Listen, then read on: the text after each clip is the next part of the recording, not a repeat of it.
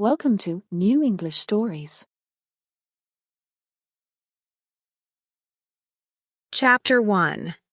My name is John Trenchard, and I was 15 when this story began. My parents had been dead for years, and I lived with my aunt, Miss Arnold, a kind but strict woman. It was late in October of 1757, and I was sitting in the living room reading a book called The Arabian Nights Entertainment. When it became too dark to read, I got up and went out into the street. It was a poor street because Moonfleet was a poor village, with not even 200 people. The sun had set, and it was beginning to get dark. I walked along to Ratsey's house because I could hear him working there. Ratsey was the sexton and the mason of the village. "Hello, John," said Ratsey. "Come in and help me finish this job. You can hold the lantern for me." Ratsey was always kind to me, so I went in and held the lantern while he worked on the tombstone of David Block, which said, "Sacred to the memory of David Block, age 15, who was killed by a shot fired from the schooner Elector. On the 21st of June, 1757, the whole village was talking about David's death. He was the only child of Elzevir Block, who had the Why Not Inn in the village. David was on a small smuggler's boat that June night, when it was stopped by the king's schooner. People said that a local magistrate called Maskew warned the king's soldiers about the smugglers. There was some fighting that night, and Maskew shot young David in the face and killed him. Poor David paid a high price for a night's adventure. The other smugglers were caught and sent to prison. What a cruel thing to do, shooting such a young boy," said Ratsey as he worked on David's tombstone. "Well, I'm almost finished for today. You've helped me with the lantern, John, so come to the Why Not Inn with me. Elzevir needs to talk to friends at a time like this, and we can have something to drink that will warm us on this cold evening." I was only a boy, and it was an honor to be invited to the Why Not, the inn where all the men went. Aunt Jane will get angry if she finds out, I thought. The Why Not was not the real name of the inn.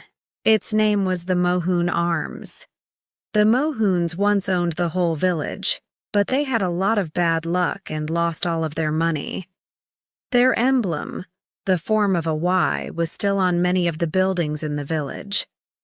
I was very excited when Ratsey opened the door of the inn.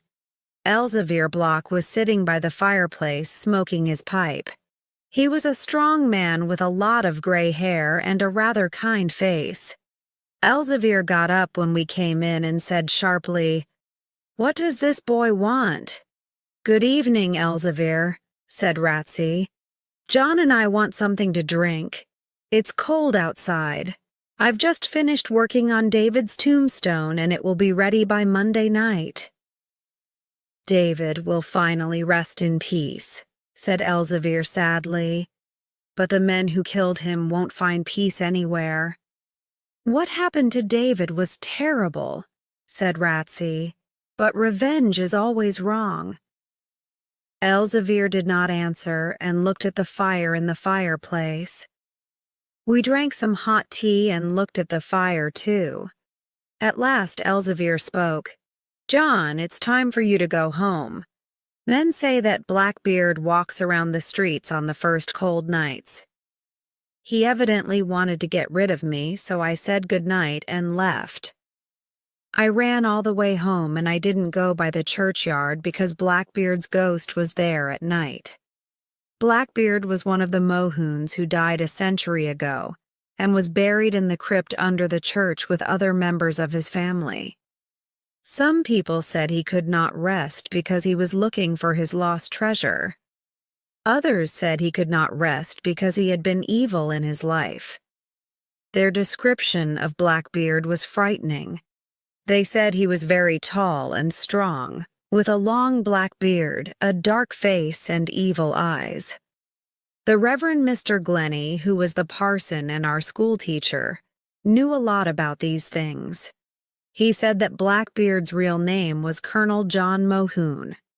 During the Civil War, King Charles II was a prisoner and gave him a huge diamond in exchange for a favor to help him escape. Mohune took the diamond but did not help the king escape. He hid the diamond somewhere, and after the war he returned to Moonfleet, where everyone hated him. Mohune died, and the secret of the diamond died with him. So now his ghost was trying to find the precious diamond. However, Mr. Glennie did not believe that Blackbeard had hidden the diamond in the churchyard. He believed it was hidden somewhere else. I was a brave boy, but I never walked near the churchyard at night. Chapter 2. Noisy Coffins. On the night of the 3rd of November, there was a terrible storm with very strong winds. I don't think anyone in Moonfleet could sleep that night. Early the next morning, the churchyard was flooded and water started entering the Why Not Inn. But by 9 o'clock, the wind stopped blowing and the sun came out. Before noon, the people of the village came out of their houses to talk about the terrible storm. This storm was important to me because it changed my life. Now I will tell you how. Very few people came to church on Sunday morning after the flood. Mr. Glennie, Ratsey, a few of us boys, some old women, and strangely enough, Elzevir Block, who never went to church. It was cold and damp inside the church, so Ratsey lit a fire. Then something unusual happened. Just as Mr. Glennie started his sermon, we heard a strange noise under the church. It was not a loud noise. It sounded like two boats touching each other at sea. We boys looked at each other because we knew what was under the church. The tombs of the Mohunes. They had been there a long time, and they had never made any noise. Everyone in the church was frightened. Then we heard another, louder noise. It sounded like the cry of a man. At that point, everyone ran out of the church, except for Mr. Glennie, Ratsey, Elzevir Block, and me. Mr. Glennie went on with his sermon and did not say anything about the strange noises. At the end of the sermon, Ratsey asked, "Mr. Glennie, are dead men moving under our feet?" "No, no," said the parson. "The flood has filled the crypt with water, and so the coffins are moving around and making a noise." I believed the minister's words, but I was frightened. We left the church and walked towards the village together. Mr. Glennie was always friendly and kind to me, so I asked him a question. "Mr. Glennie, what do you know about Blackbeard and his treasure?" "My dear boy," he answered, "I don't know much. I only know that Colonel John Mohune, called Blackbeard, spent all of his family's money and the poor houses of Moonfleet had to close. He was an evil man and even killed one of his loyal servants. At the end of his life, he was probably afraid, and he talked to the Reverend Kindersley of Dorchester. He left a will which I have seen." "You've seen Blackbeard's will?" I asked excitedly. "Yes," said Mr. Glennie. "He said that his treasure, which was the diamond, should be sold and the money used to repair the poor houses. But he never said where the diamond was hidden. He probably wanted to get it himself, sell it, and then give the money to the poor houses. But he died before he could get it. So people say he can't rest in his tomb until the treasure is found and the poor are helped." I thought a lot about what Mr. Glennie said. Perhaps I could find the diamond one day and become a rich man. I also thought a lot about the noises under the church. I decided that coffins did not make those noises because they get old and the wood breaks after a few years. But what made those strange noises?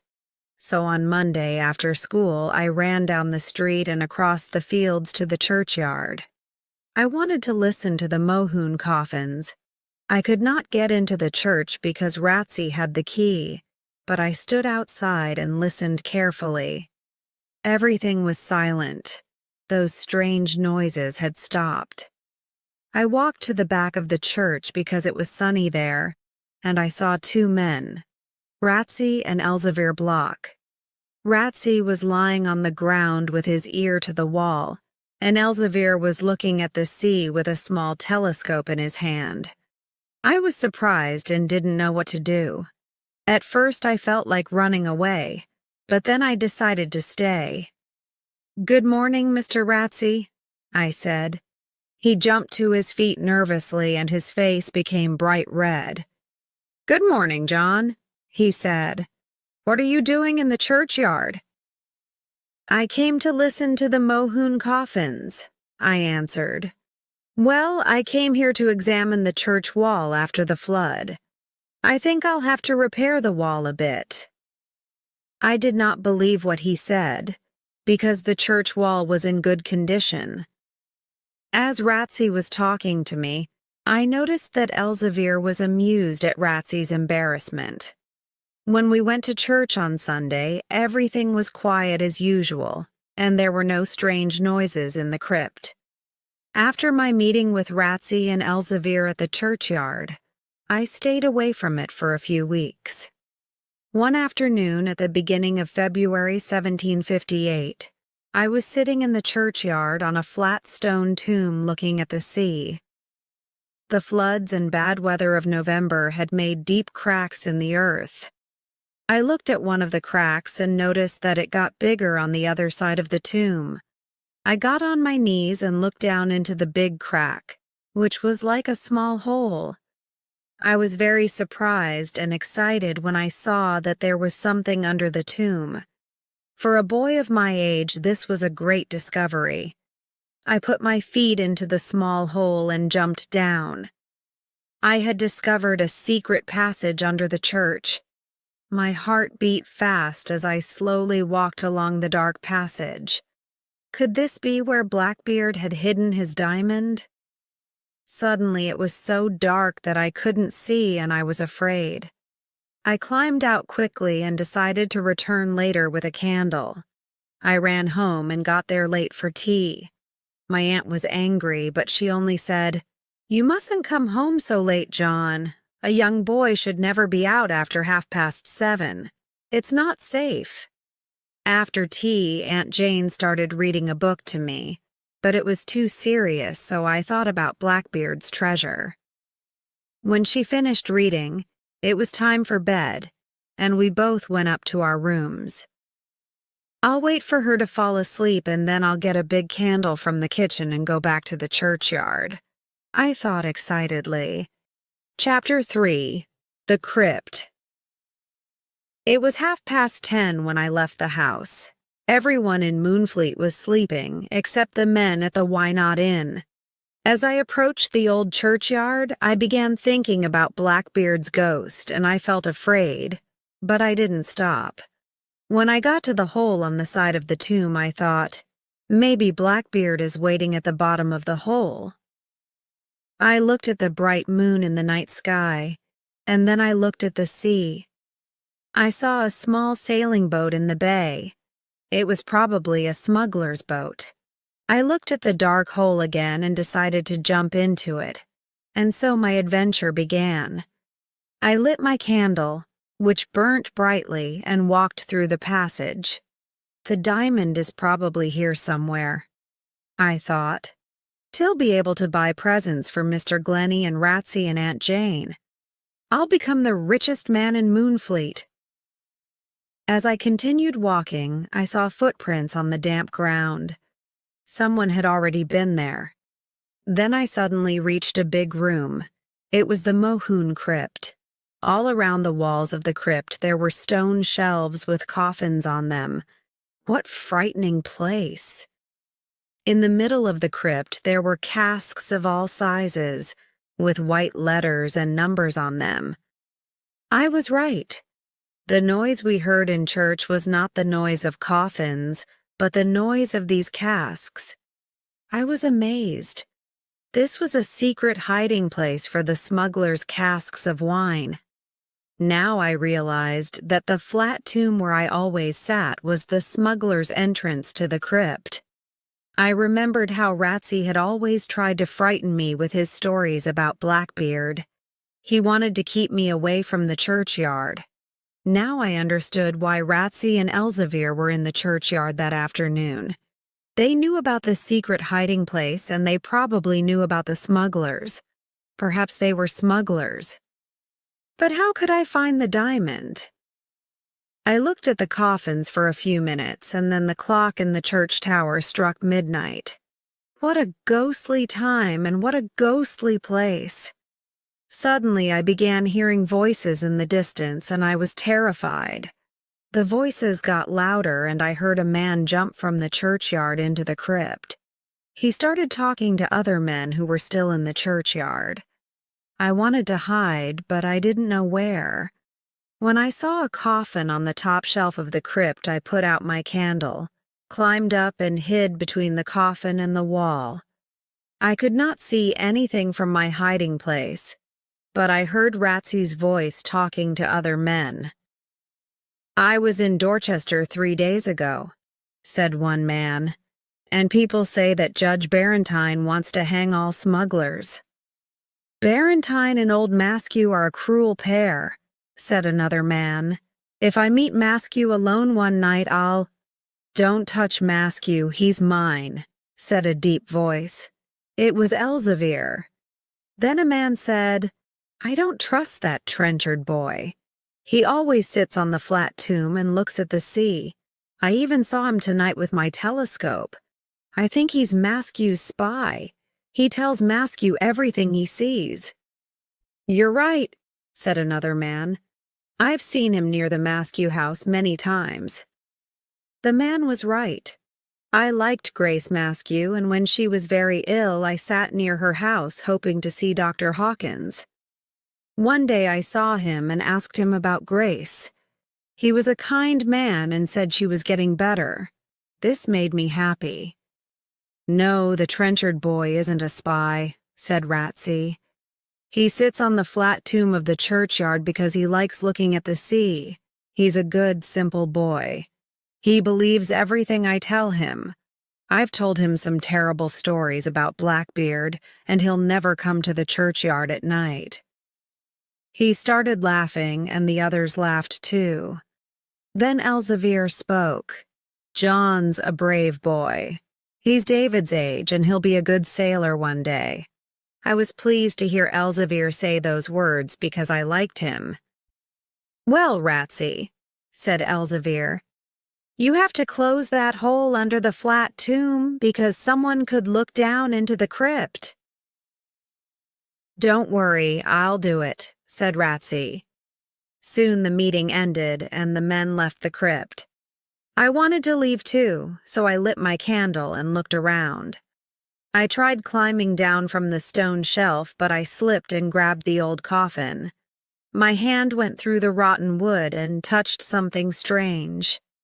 I looked at my hand and saw a man's black beard. I dropped my candle and cried, "The beard of a dead man, Blackbeard's beard." I was terrified and wanted to run away, but I didn't. Perhaps this was a clue. Perhaps Blackbeard's treasure was nearby. I looked at the beard carefully and then decided to look inside the rotten coffin. I must be brave, I thought, if I want to find the diamond. I slowly opened the old coffin, and inside I saw the skeleton and old clothes of Colonel John Mohune. I put my trembling hand inside and looked for the diamond, but it was not there. However, I found a locket around Mohune's neck. I slowly took the locket out of the coffin and opened it, hoping to find the diamond inside. But the diamond was not inside. I only found a folded piece of yellow paper with some words from the Bible.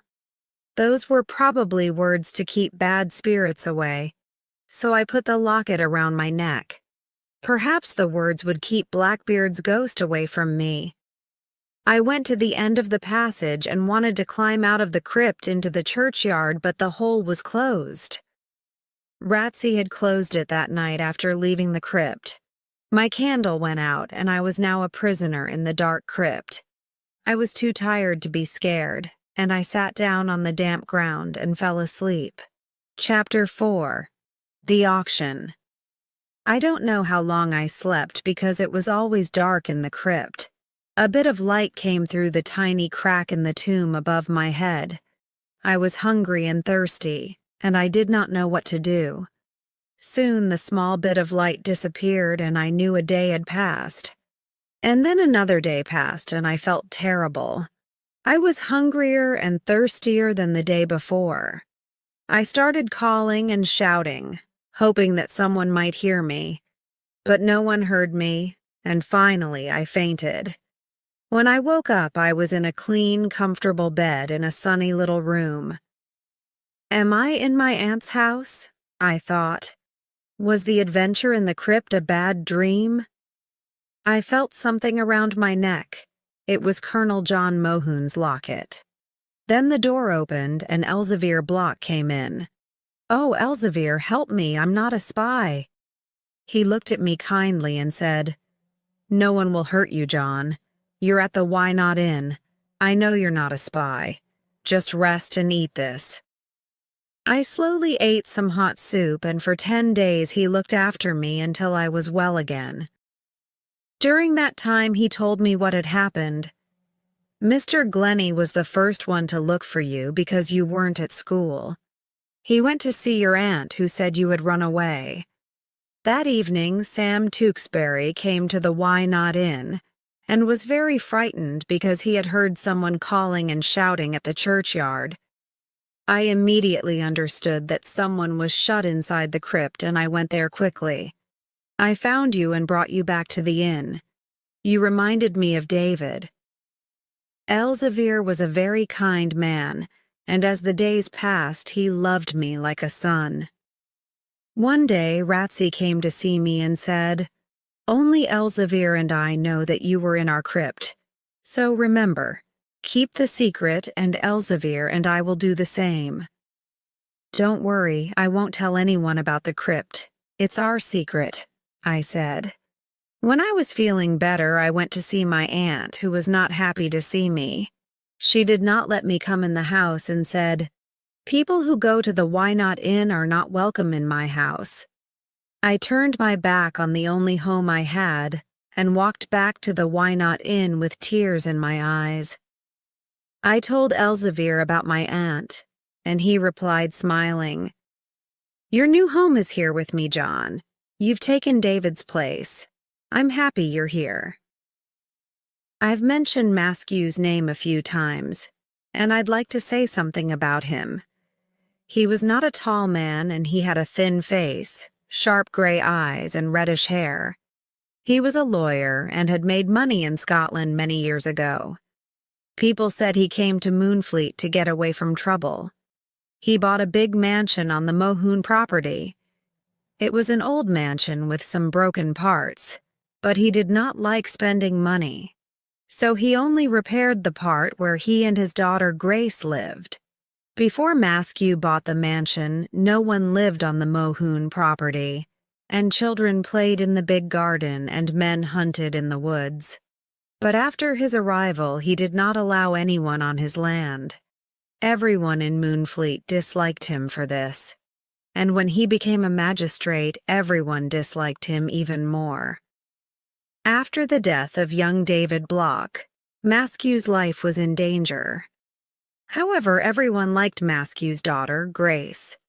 She was a tall, thin girl with light brown hair and a friendly face.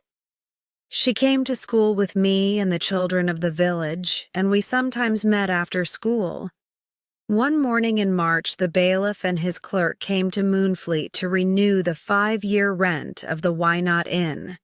This required a formal auction, even if for generations only Elzevir's family had rented the inn. Elzevir and I sat at a big table near the fireplace, and the clerk put a long candle on the big table. He lit the candle and said, "Today we are here to receive offers to rent the Why Not Inn for the next 5 years. When this candle dies, the auction is over and no one can make another offer. Do you all understand?" Elzevir and I said, "Yes." "Very well, we can start," said the clerk. "What do you offer, sir?" said the bailiff, looking at Elzevir. "I offer a rent of $12 a year for 5 years," said Elzevir in a loud voice. "Please write it down," said the bailiff to the clerk. "Does anyone else want to make an offer?" I was silent and looked around amused, because only Elzevir and I were in the inn. "We must wait for the candle to go out," said the clerk. "Then the auction is over." So we sat there and waited for the candle to go out. Suddenly, the door of the Why Not Inn opened and Maskew appeared. Elzevir's face became dark and angry. "You're not welcome here, Maskew," cried Elzevir. "Gentlemen, please," said the bailiff. "This is an auction and people can come and make offers. The candle is still burning." Chapter 5. The 16th of April. When the people of Moonfleet found out about the auction, they were angry with Maskew. For days he didn't come into the village. The people knew that Maskew wanted to help the king's soldiers arrest the smugglers, but no one understood why. Some said he was evil and liked hurting people. Others said he wanted to get rid of the smugglers so that he could control the smuggling business. In the past, I had seen him standing at the window of his mansion with a telescope in his hand, looking at the sea. He was probably looking for the smugglers' boats. One evening in the Why Not Inn, Elzevir said to me, "Sit down, John. I want to talk to you. That devil Maskew is trying to catch us smugglers, so we must be very careful with the next cargo. The sailing ship Bonaventure will be here soon with about 100 casks of wine. But the ship won't stop at Moonfleet Bay. It will go to Horehead because Maskew is probably watching the bay and the churchyard. And we won't hide the casks in the crypt. At Horehead, we'll meet other smugglers with horses and take the casks to Pyegrove's Hole and hide them there." I suddenly felt some cold air on my shoulders and I quickly turned around. "What's the matter?" asked Elzevir. "I think someone was listening to us and has just left," I said. "I felt some cold air on my shoulders." No, said Elzevir. "You felt cold air because it's a windy night. Don't worry, John, no one was here." "Elzevir," I asked nervously, "are we leaving the Why Not Inn tomorrow?" "Yes, John, we're leaving the inn and we're probably going to live in a small house near Worth. It's near the Lobster Inn and there's a good view of the sea. But you're tired, poor boy. Go to bed now and get a little sleep." Elzevir was right. I was tired, but I could not sleep. I did not want to leave Moonfleet because I had lived there all of my life. And I did not want to leave Grace Maskew. She was a dear friend, and I loved her. I decided to go and meet Grace the next morning in our secret place in the woods. The next day was the 16th of April, and it was a day I will never forget. It was a beautiful, cool spring day, and at 10 o'clock in the morning I was in the woods, where I met Grace. We were happy to see each other, but Grace became sad when I told her I was leaving Moonfleet. She told me her father had been away the night before. We talked about different things and then we said goodbye. As I was running back to the Why Not Inn, I saw Aunt Jane standing at the door of her house. She stopped me and said, "John, take this little red Bible. It belonged to your poor mother. Perhaps it will help you find the right way in your life." "Thank you, Aunt Jane," I said politely, putting the little red Bible in my pocket. I continued running down the village to the inn. That evening, Elzevir and I left the Why Not Inn and started walking towards Horehead, which was 15 miles away. Horehead was the highest cliff in the area. It was after midnight when we got there. We saw other smugglers waiting silently, and some of them had horses.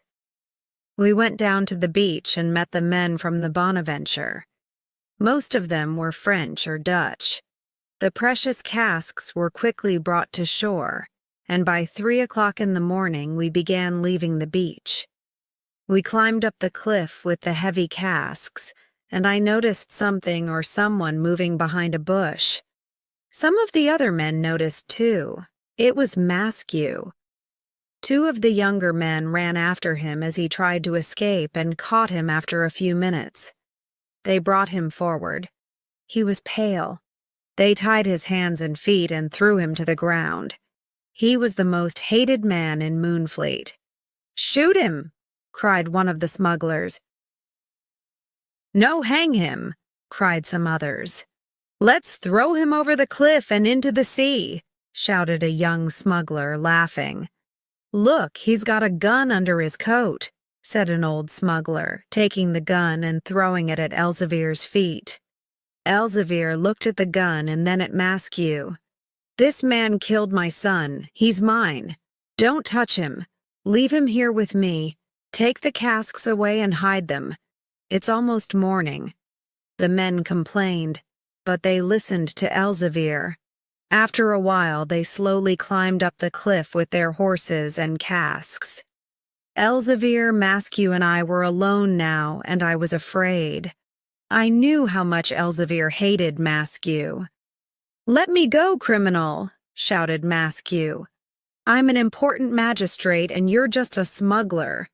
If you don't let me go, I'll hang you."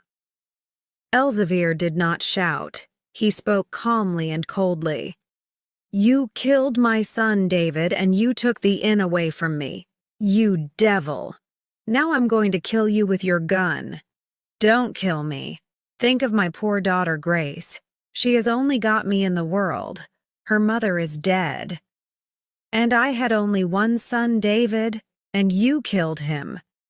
I felt terrible, and as I looked at Maskew's pale face and frightened eyes, I could see a bit of Grace in him. I felt sorry for him and thought about the girl I loved. "I can give you £10,000 if you let me go," said Maskew, his voice shaking. "I'll give you the Why Not Inn, and I'll leave Moonfleet." Maskew started crying like a baby. It was a sad scene. I looked at Elsevier in the eyes and said, "Please don't kill him. Think of his daughter, Grace. She'll be all alone. Let him go, Elsevier." Elsevier raised the gun and pointed it at Maskew's head. At that moment, I pulled Elsevier's arm and the gun went off, but Maskew was not hit. Suddenly, we heard voices on the cliff above us, and we looked up. There were about 20 of the king's soldiers standing on top of the cliff with their guns pointed at us. "Stop where you are," cried one soldier. "You're prisoners of the king." "Someone told them about the ship," cried Elsevier angrily. "And I know who it was. It was you, Maskew. You were listening to our conversation the other night at the inn. John was right. You're a dead man." Elsevier pointed the gun at Maskew's head, but at that moment some shots came from the cliff. Maskew fell over. He was dead. A shot from one of the soldiers had hit him in the head and killed him immediately. "Run to the side of the cliff and hide," cried Elsevier. I started running, but I fell and I felt a terrible pain in my leg. "I can't walk anymore," I said to Elsevier. He turned around, picked me up like a baby, and carried me away along the side of the cliff, while the soldiers continued shooting. Chapter 6. Blackbeard's riddle, Elsevier and I stopped when we were far from the soldiers. It was almost morning. "Can you stand up, John?" he asked. "Is your leg broken?" "I can't stand up. My leg hurts terribly," I replied. "Then you've broken it, my boy," said Elsevier sadly, looking at my left leg. "We have a quarter of an hour before the soldiers can get down to this side of the cliff. Listen carefully, John. With your broken leg, we can do one of two things. We can wait for the soldiers to come and take us to prison, or we can try to escape to a secret hiding place called Joseph's Pit. How can I escape? My leg's broken. I can't walk, I said weakly. I'll carry you, John. There's a difficult, narrow path along this cliff. It's called the Zigzag. Few men know about it, and even fewer men can walk on it because it's very steep and dangerous. If you fall from the zigzag, you're a dead man, because below you there's only the sea and the rocks. It's better to die on the rocks or in the sea than to go to prison, I said. Let's go, Elzevir. The soldiers will never follow us on the zigzag, said Elzevir, looking up at the soldiers. Elzevir picked me up and we started walking. I understood his courage and his love for me. Remember, John, don't look down, he said. Just shut your eyes. The path was difficult and dangerous. I was terribly frightened, and I often shut my eyes because I didn't want to see where we were going. Too many things had gone wrong in the last few days. We lost the Why Not Inn. The soldiers found out about our smuggling, and I broke my leg, and now we were looking for a place to hide. Why did Elzevir and I have all of this bad luck? At a certain point, Elzevir said, Let's stop here for a few minutes. I need to rest. I'm not a young man anymore. Joseph's Pit is the perfect place for us, because you must rest your leg a long time before you can walk again. Thank you, Elzevir, I said, trying to smile. My leg hurt terribly, but I did not complain. We were soon moving again, and Elzevir's strength amazed me. We finally reached the secret hiding place by evening, and we were both very tired. Here we are, said Elzevir. This is Joseph's Pit. It's a big cave near the sea and will be comfortable. No one can find us here. I looked around and saw that there was an opening at the far end of the cave. I felt the fresh sea air and was happy to be there. Elzevir gave me some water to drink, and I fell asleep on a bed of sand. I was very ill with a high fever for many days, and he looked after me like a mother looks after her child. At night he went to find food, and during the day he never left me alone. He was able to tell Ratsy where we were, and Ratsy often brought us food, which he left at an old house nearby. Ratsy was a real friend, and he helped us as much as he could. Well, John, when your leg gets better, we have to leave England and take a ship to France, said Elzevir one evening. We'll stay there until the soldiers stop looking for us, then we can return. By the middle of May, my leg was getting better. One night when Elzevir was away looking for a ship to take us to France, Ratsy came to the cave and talked to me. I've got bad news, John, he said, pulling a piece of paper out of his pocket. Read this. The king's soldiers are still looking for you and Elzevir. Now there's a price on your heads. 50 pounds for Elzevir and 20 pounds for you. They think Elzevir killed Maskew. You're both in big trouble. Elzevir went out to look for a ship to take us to France, I said. Good. I'm glad, said Ratsy. Stay away from England until things are quiet. I hope he finds a ship tonight, I said. Ratsy left the cave and I was alone and worried. There was a big storm outside. For some strange reason, I started touching the locket around my neck and opened it. I took out Blackbeard's piece of paper and started reading it. There were words from the Bible, so I opened my little red Bible and found them. But there were some mistakes. Blackbeard had written 2 numbers before the words each time, but only the first number was right. What did the second number mean? Was it a riddle? Could I solve it? I read the numbers and the words many times. Perhaps the second numbers hid Blackbeard's secret. And I was right. I soon solved the riddle and discovered Blackbeard's secret. The number 4 meant the fourth word, and I found 5 of them. 80 feet deep, well north. What did these words mean? They went around in my head as the wind blew outside and I fell asleep. The next morning I woke up and saw Elzevir. I was very excited and told him how I discovered Blackbeard's secret. He listened carefully and looked at the notes. Now he was excited too. "Yes," he cried. "You're a clever boy, John. The well that Blackbeard mentions is the famous well at Carisbrooke Castle. It's one of the deepest wells in England. People come from London to see it. Blackbeard probably hid the diamond 80 feet deep in the well." Carisbrooke. That's the castle where King Charles I was a prisoner during the Civil War, I said. I'm sure it's the well at Carisbrooke Castle. I know Carisbrooke Castle very well. It's about 2 miles from Newport on the Isle of Wight. We can stay at the Bugle Inn where smugglers are welcome. Elzevir's eyes shone with excitement. Another week passed and I started walking around the cave slowly. I was getting stronger every day. Elzevir went to meet Ratsey one night and came back with clothes and a whip. They were the clothes of a carter. There were 2 white jackets, 2 hats, and carter's trousers. With these clothes, no one could recognize us. "Your leg is much better now, John, and we can leave in 2 days," said Elzevir. "The Borksaventure will come and we can go on board at night." I immediately thought about Grace because I wanted to see her before leaving, but I didn't want to tell Elzevir.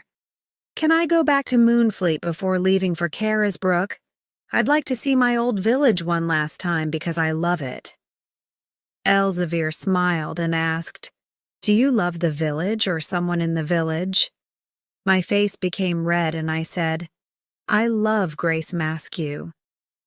Elzevir was silent at first, and then said, "She's a good girl, and I'm glad I didn't kill her father.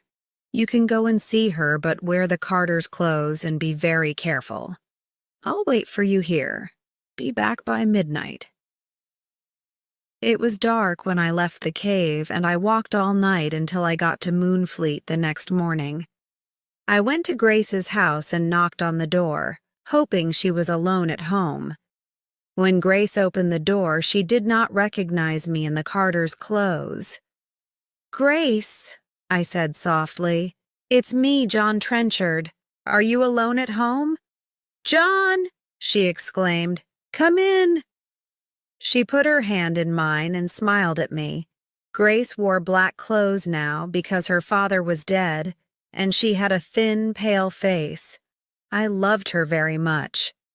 "Let's go outside and sit in the garden," she said warmly. I explained everything that had happened to me. I told her about the last minutes before her father's death, and she cried, but she was not angry with me. Then I showed her Blackbeard's locket, and she read the writing inside. I told her about the diamond and how I wanted to find it and become the richest man in Moonfleet. Before I left, Grace said, "John, I've kept a candle burning in the window every night in the past. I'll keep it there and I'll always think of you until you come back. Be careful. Remember that Blackbeard's diamond is evil, and it has a curse on it. If you find it, use it to help the poor." We kissed and then I left. Chapter 7. The Well. I returned to the cave at midnight and quickly fell asleep. The next night, Elzevir and I went aboard the Bonaventure, and we left the Dorset coast for the Isle of Wight. Early in the morning, we were already walking in the streets of Newport and soon found the Bugle Inn. The owner of the inn remembered Elzevir and was very kind to us. He gave us a big, clean, sunny room and lots of good food. Elzevir was a prince among the smugglers. He was out most of the day getting information about Carisbrooke Castle, which was now used as a prison for French prisoners. I remained at the inn and waited for him. He was a clever man and made friends with the guards of the prison. He entered the castle a few times and saw the well. I wanted to get to the well without telling the man who looks after it, Elzevir said, but it's impossible, because I need his help. I don't trust him, but I had to tell him about the treasure in the well. He said he'll help us if we give him some money. When are we going to see the well? I asked. Tomorrow morning at 6, said Elzevir. The next morning we left the Bugle Inn before 6 and walked to the castle. It was a hot, rainy July morning and we got wet. The man who let us in was big and tall and about 30 years old. He had black hair and I didn't like his eyes. He took us through many rooms and we finally got to the well. "Who is going down into the well?" asked the man. "I am," said Elzevir, holding a long rope. "No, Elzevir," I said. "Let me go. I'm smaller and lighter, please." "All right, John, go on, but be very careful and don't look down," said Elzevir. "You can't trust a boy down there," said the man, looking at the well. "John isn't a boy. He's a man and I trust him," said Elzevir. I got into the wooden bucket, and Elzevir tied an 80-foot rope to it. He and the man lowered me gently into the well. As I went down, it became darker and colder. I had a candle to help me see the wall. At the end of the rope, I started looking around. I moved my candle along the wall to see if there was a hole or a hiding place, but I couldn't see anything. "Have you found anything?" the man shouted. "No, nothing," I shouted back. Then the bucket moved down a little and I continued looking. Suddenly, I saw the letter Y clearly marked on a stone of the well. It was the symbol of the Mohuns. I moved the stone a bit with my hand and then pulled on it. It came out of the wall and I saw a small hole. I put my fingers into the hole and pulled out a tiny bag. I opened the bag slowly and found a diamond as big as a walnut. It was Blackbeard's diamond. I had never seen a diamond before, and I turned it between my fingers. It was beautiful. "What are you doing?" shouted the man. "Have you found something?" "Yes," I shouted. "I found the diamond. Pull me up." They pulled me up quickly, and at the top of the well I saw the man's face. "Give me the diamond. Put it in my hand." "No," I said. "Let me get out of the bucket first." "Let the boy get out of the bucket," said Elzevir angrily. I climbed out of the bucket with the diamond in my hand. "Give me the diamond," cried the man. "You found it in my well, so the diamond is mine." Then he turned to Elzevir and said, "I know who you are. Your name is Block, and there's a price of 50 pounds on your head." I quickly put the diamond into my pocket. "Careful, Elzevir," I cried. "He's got a gun." The two men started fighting, and although Elzevir was older, he was much stronger. As they fought, the man slipped on the wet stones and fell into the well, screaming. We heard a loud noise when he got to the bottom. Elzevir was sad because he did not want to kill him. I started thinking of Grace's words. "The diamond is evil. It has a curse on it." I looked at Elzevir and said, "Let's throw the diamond back into the well. It's evil and it has a curse on it." Elzevir thought for a moment and then said, No, you're good and honest, John. Give me the diamond and I'll keep it for you. You know you can trust me." I gave it to him. When we got back to the Bugle, I went upstairs and lay down on the bed, trying to rest and think. Elzevir was downstairs talking to the owner of the inn. When he came upstairs, he said, "It's dangerous for us to stay here, John. There's a Dutch ship leaving for Holland tonight. The owner of the Bugle knows the captain and he'll take us. The city of The Hague is the most important market in the world for diamonds." So, a few days later, we arrived in the port of Scheveningen and stayed in a small inn with some sailors. One night, Elzevir pulled the little bag with the diamond out of his pocket and said, "Here, John, you keep it. It's yours. Remember, if you become rich because of this diamond, use the money to rebuild the poorhouses in Moonfleet." That's what Blackbeard wanted to do with it. I put the diamond in the locket around my neck because it was the safest place. When I was alone, I often opened the locket and looked at the beautiful diamond, and dreamt of becoming rich and marrying Grace. But then I always remembered Elzevir's words. Since Elzevir's mother was Dutch, he could speak that language quite well, and he asked around about diamond dealers. He learned that most of the diamond dealers lived in one part of town, and the best one was Crispijn Aldebrand.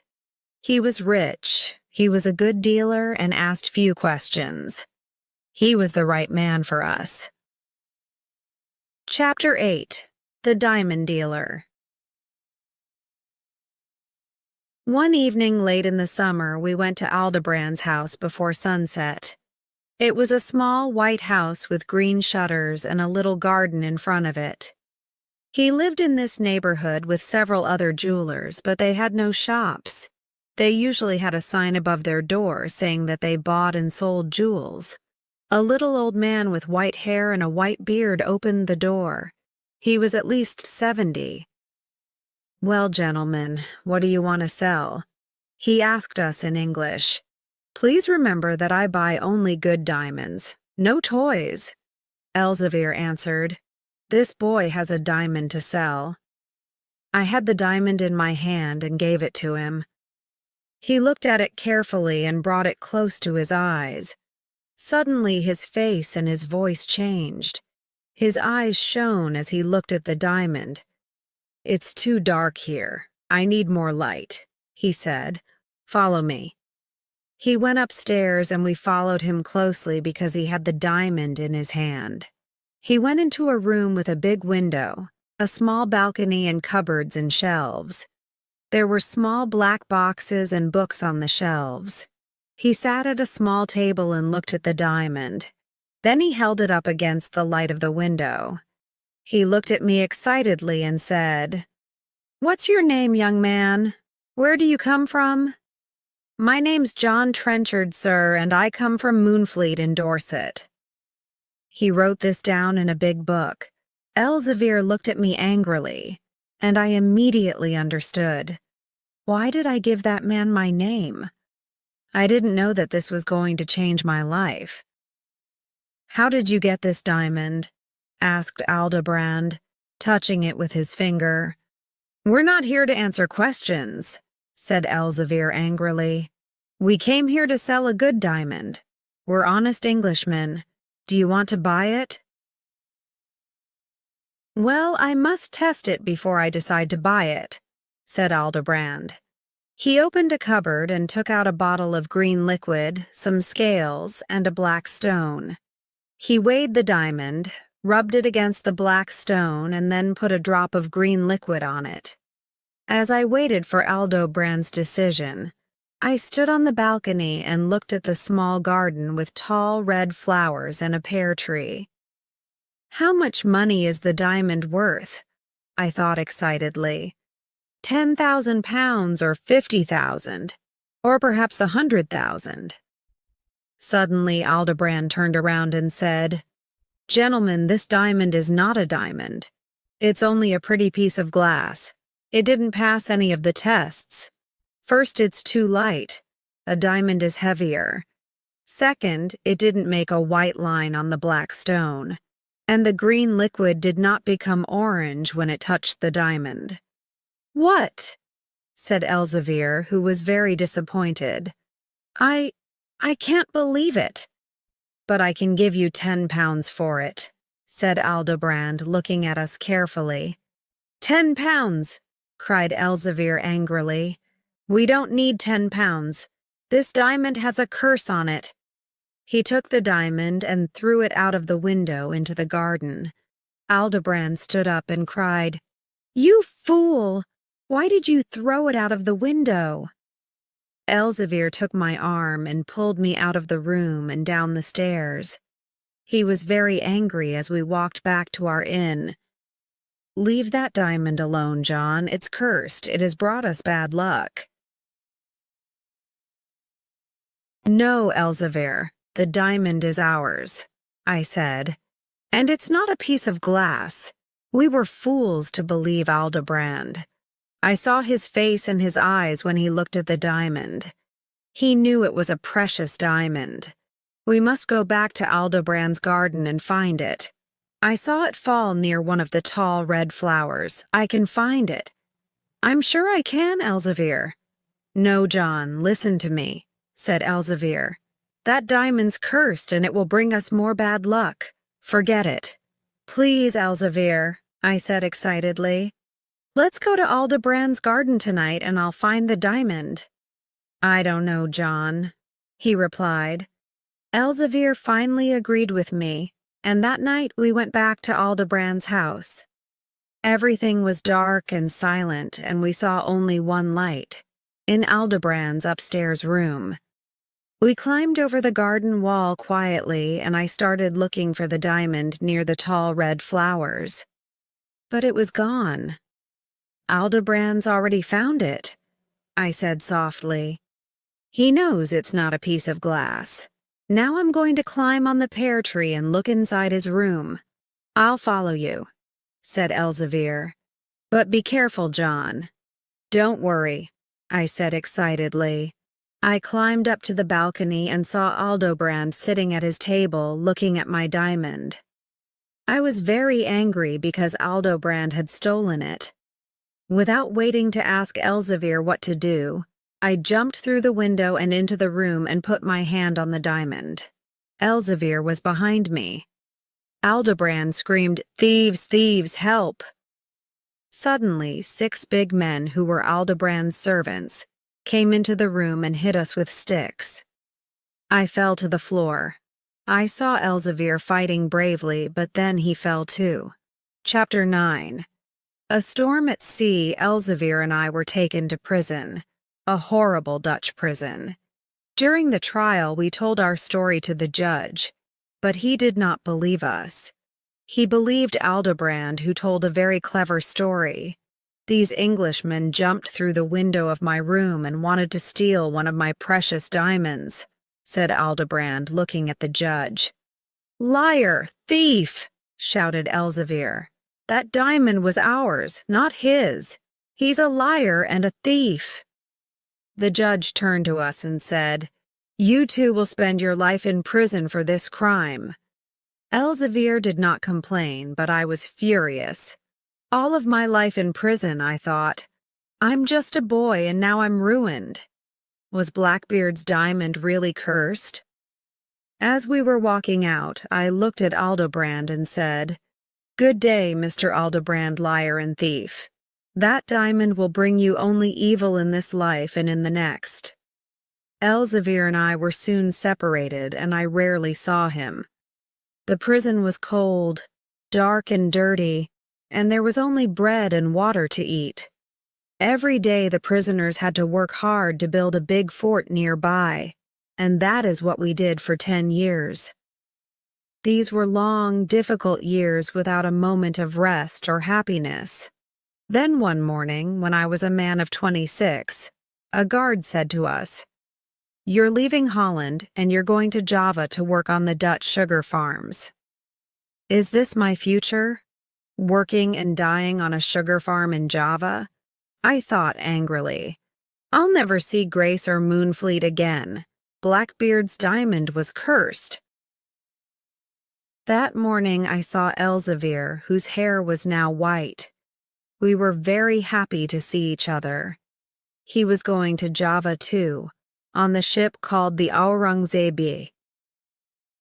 We left Holland with bad weather and it got worse every day. After a week, there was a big storm at sea, with tall waves, strong winds, and rain. As Elzevir and I looked towards the shore, we suddenly understood where we were. We couldn't believe our eyes. Moonfleet Bay. Soon the ship started sinking. The prisoners and the guards were terrified because they knew nothing about a storm at sea. But Elzevir, who had lived his life on the sea, tried to help them. "Don't take the lifeboats," he cried. "You'll never get to shore.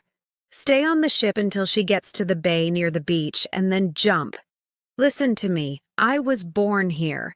I've seen hundreds of storms in Moonfleet Bay." But no one listened to Elzevir. Everyone tried to get into the lifeboats and they all died in the rough sea. Elzevir and I stayed on the ship until the last minute. "John, listen to me," he said loudly.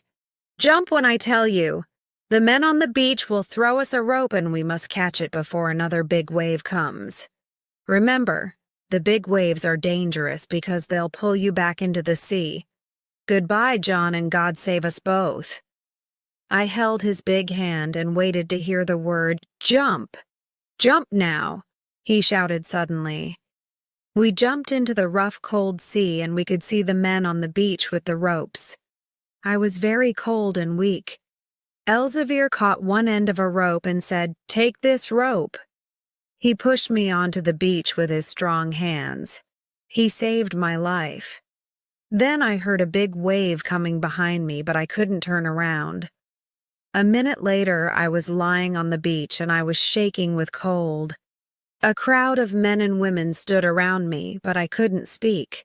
I remember that some men put warm blankets around me and carried me to a fire where I fell asleep. Was this all true? I thought as I woke up. Am I in Moonfleet and a free man now? I was lying on the wooden floor of the Why Not Inn, and I heard a voice say, "Elzevir." "Elzevir," I said. "Where is Elzevir?" "Who's asking about Elzevir?" said a voice I knew. It was Ratsy's. "Don't you remember me, Ratsy?" I said, sitting up and looking at him. "I'm John Trenchard, who left Moonfleet long ago. Where is Elzevir?" Ratsy's face became white when he saw me, and then he came to me and shook my hand warmly. He asked me many questions, but I wanted to know about Elzevir. Ratsy spoke very softly and said, "You're the only person we found on the beach."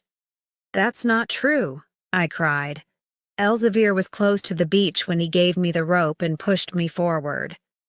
"Yes, he saved your life, John," said Ratsy, "but a big wave got him and pulled him back into the sea." "No, no," I cried in despair. "He saved me, but he didn't save himself. Oh, dear Elzevir, I won't see his face or hear his kind voice anymore. I loved him like a father." It was almost morning, and I put a blanket around my shoulders and went back to the beach. I wanted to find Elzevir's body. There was no sign of the Arurigzibi, but its wreckage was all over the beach. Ratsy came to the beach too and sat next to me. "Eat this bread and meat, John," he said kindly. I wasn't hungry but ate the food slowly, looking at the sea. Then suddenly I felt strange. Elzevir is coming, I thought. I can feel it. The waves were bringing his body to the beach and I ran towards it, with Ratsy following me. I knelt down by his body and touched his face and hair. Then I kissed his cold cheek. The men from Moonfleet who knew him came to the beach and carried him back to the Why Not Inn. There they laid his body on the long table. I sat next to Elzevir's body for many hours, and many memories came to my mind. Then I started thinking, I have lost my only friend. What can I do now? Where can I go? I felt lost and terribly sad. Then someone touched my shoulder. I turned around and saw a tall, beautiful woman standing behind me. It was Grace Maskew. "John," she said, "have you forgotten me? Didn't you see the light at my window?" I could not speak. "I'm very sorry about Elzevir," she said. "I know he was a brave man with a kind heart. But do you still love me, John?" I took her hand and said, "Dear Grace, of course I still love you. I've always loved you. But many things have changed. You're a noble lady and I'm a very poor, unlucky man." I told her about the diamond and about my 10 years in prison. "John, please don't talk about money," she said. "There are more important things in life. Forget Blackbeard's diamond, it was evil." Grace and I talked for a long time and then she left. Shortly after, Mr. Glennie, my old teacher, came to see me. He took out his prayer book and said some prayers for Elzevir. Then he took a piece of blue paper from his pocket. It was a letter from Crispin Aldobrand's lawyer in Holland. It had arrived 8 years before when I was in prison. The long letter said that before dying, Aldobrand wrote a will and left all of his money to John Trenchard of Moonfleet. He explained that the diamond was real and that he had stolen it from me and Elzevir, and now he was very sorry. The diamond had brought him a lot of bad luck. "Well, John, you're a very lucky young man," said Mr. Glennie, smiling. "There's no longer a price on your head, so you're a free man. And you're a very rich man, too, with all of Aldobrand's money." I was very surprised and did not know what to say. Suddenly, I wasn't poor anymore. How strange life is. Mr. Glennie and I talked about Aldobrand's will until midnight, and then he left. I spent the night next to my great friend Elzevir. This is the end of my story. I received all of Aldobrand's money, but I did not keep it for myself. With Mr. Glennie's and Grace's help, I rebuilt and opened the poorhouses, and built a new hospital and new homes for the people of Moonfleet.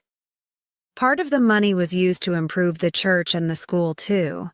I became an important person in my village. Grace and I got married, and the old Mohun mansion became a beautiful home again. We have 3 lovely children: Elzevir, Grace, and John. We live happily in Moonfleet and never leave it. When there is a bad storm, I run down to the beach with the others and try to help the men at sea. Sometimes we cannot help them and we see them die. And each time I stand on the beach with a rope in my hand, I remember dear Elzevir and how he saved my life.